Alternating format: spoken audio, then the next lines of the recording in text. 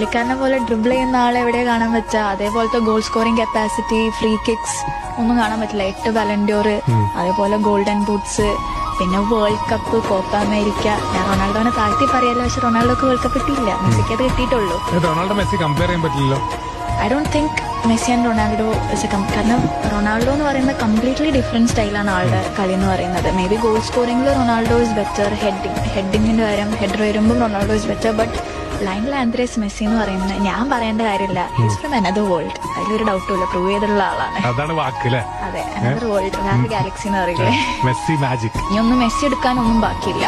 അപ്പോ ഓട്ടോമാറ്റിക്കലി നമുക്ക് പിന്നെ മെസ്സിനെ പോലത്തെ ആ ഒരു ബ്യൂട്ടിഫുൾ ബോൾ ഗെയിം കളിക്കുന്ന ഒരു പ്ലെയർ ഇപ്പോൾ എവിടെയാന്ന് ചോദിച്ചു കഴിഞ്ഞാല് മെസ്സിനെ പോലെ ഇനി അങ്ങനെ ഒരാൾ വരുമെന്ന് പോലും എനിക്ക് ഡൗട്ടാ.